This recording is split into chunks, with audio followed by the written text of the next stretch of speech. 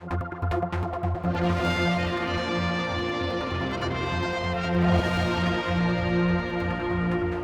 stranger to a competitive environment, 62-year-old company director John McBride is a former TT racer.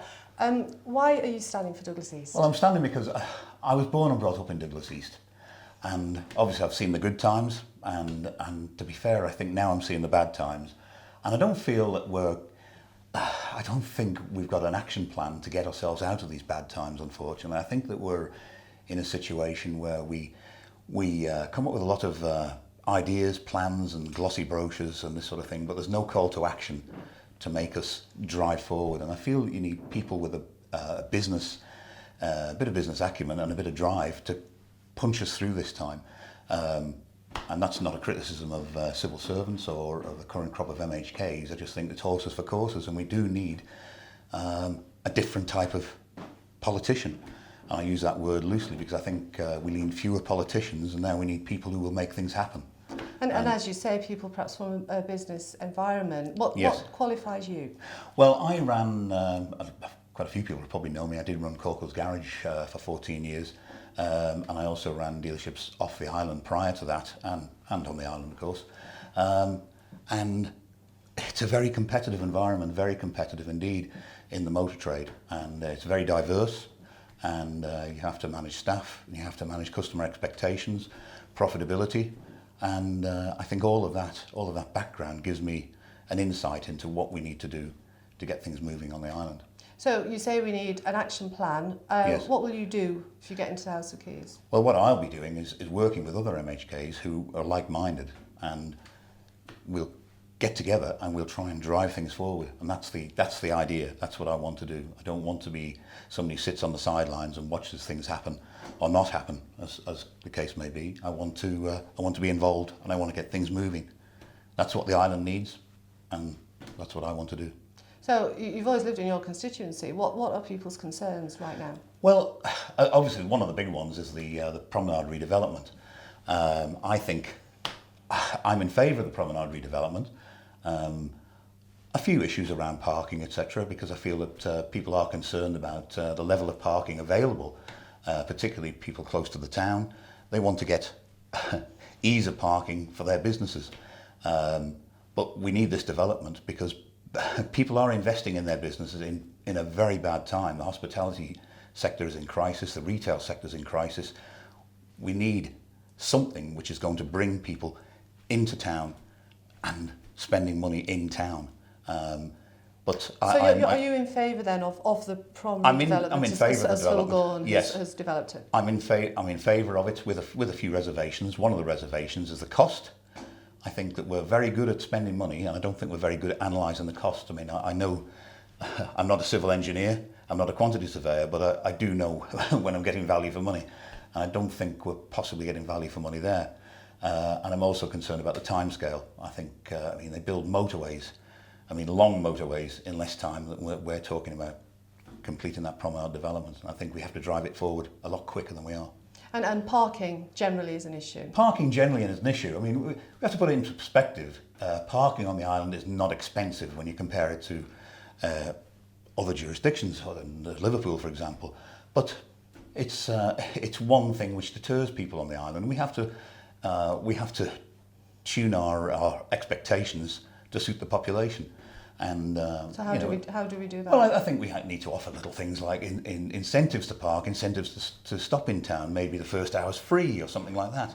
And if you're there for longer, then you pay a little bit extra. But I think we need to help people to get into town and spend money in town, because the retail experience is one of the main things. I mean, Douglas East is the gateway to the Isle of Man, and if we don't have a vibrant town centre, vibrant promenade area, vibrant retail and recreational experiences, how are we going to attract people to the island? How are we going to attract businesses to the island and their staff and this extra 20,000 people who we expect to come here and work, live and work? We do need to have a vibrant community, and it's up to government to provide the footing for that. And we need to get our basics right. I mean, things such as the cost of getting here, things such as the cost of living here, the things such as the cost of setting a business up here. We're putting £50 million into regenerating business on the island. But I would ask how that's being spent. I mean, really, we don't want to put another man on the moon again. We really need to be looking at sensible options and sensible propositions. And we need to recognise those propositions and basically spend the money wisely, because we won't get another 50 million, and that's the top and the bottom of it. And what other concerns are people coming to you? It's mainly the economy. I mean, everybody realises without the economy, we've got nothing. Because if we don't have a tax base, that's all we have. That's our income. That's the island's income. And if we don't have a tax base, we just don't have any money to spend on health, security, anything at all. You know, it's education, which we desperately need to improve our offer, and we need to get people here investing in our island and get us back on our feet. I mean, the island is one of the best kept secrets in the world. I mean, I was talking to somebody the other day who lives down in Cambridge, and they said, oh, the Isle of Man is a bit like the Isle of Wight with tax benefits. And I thought, well, that's just not wrong. That's totally wrong. No, wherever did they get that idea? So we're doing something wrong in promoting our island. We've done a great job in promoting the TT. Now what's to stop us doing the same thing with our island? So how would you do that then? How would you get that message across? Well, I think we've got to do it through courting the media, as our Department of Economic Development has done a great job in promoting the TT in recent years. Now, why can't that now be applied to promoting our island? That's through courting the media, basic promotion at events and this sort of thing, because we've got a great offer. We've got a great tourism offer, but we don't pull it all together. We've got an exciting tourism offer. We've got Vikings, we've got the Mutiny on the Bounty, we've got all sorts of things which we just need to string together and make it a year-round holiday destination. I mean, the bucket and spade days are gone. We've got to recognise that. But people don't come to the Isle of Man for the weather. They haven't for many years. We can't expect decent weather here, but there's no reason why we can't have a viable tourist economy during the winter. And I know people recognise it, and there are people investing in it and spending money, but government should be helping. Government needs to pull the whole basic thing together and work together. And work together, yes. And, I mean, I advocate the strong business principles, and one business principle which I'd employ on the Isle of Man is the Japanese Kaizen, which is basically continuous improvement, and it's buy-in from everybody.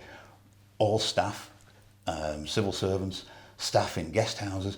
If everybody adopted Kaizen, and it's continuous improvement through suggestions from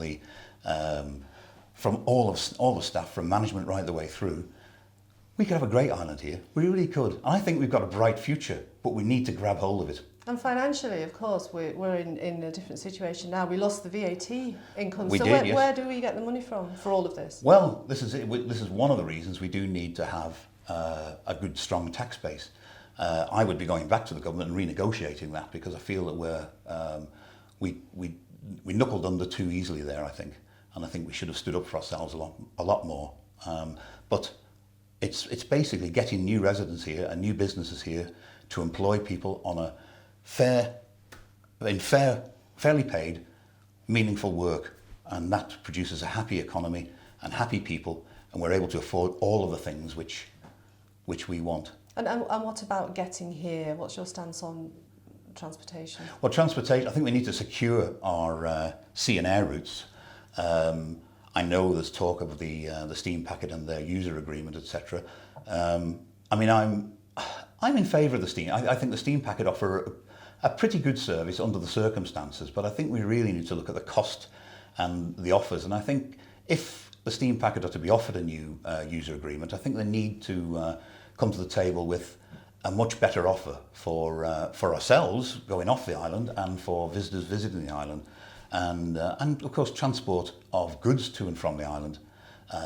We've got to work with them. I mean, the steam packet, profit's not a dirty word. They have to make a profit. They're a private company, but we have to work with them to ensure that they are a profitable organisation, a secure organisation, and offering a first-class service to the people of the Isle of Man.